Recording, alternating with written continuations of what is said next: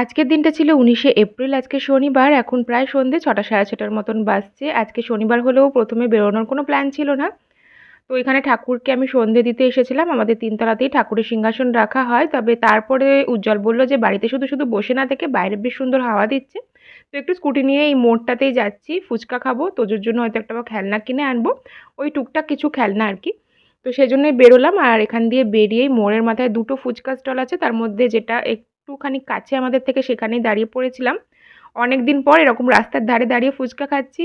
এখানে ৳১০ কি ৳২০ ৫ টা, ৳১০ ৫ টা এরকম করে দিচ্ছিল। যেটা ব্যাঙ্গালোরের বোধহয় ৪ ডবল নেয় এর দাম। তবে টেস্টটা ওখানে বেশ ভালোই ছিল। পেঁয়াজ-টেয়াজ দিয়েই বানিয়েছিল। ফুচকা খেলাম। ফুচকা খাওয়ার পরে এখানে পাঁচ মাথার দোকানটায় এসেছিলাম এখান থেকে।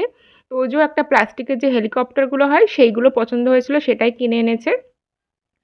এখন তোজোর হচ্ছে প্লেন, হেলিকপ্টার এইসব জিনিসে বেশি ইন্টারেস্ট। গাড়িগুলো দেখি ব্যাঙ্গালোর থেকে আসার পরে সেরকমভাবেও অতটা ইন্টারেস্ট নেই ব্যাঙ্গালোরে যতটা ছিল।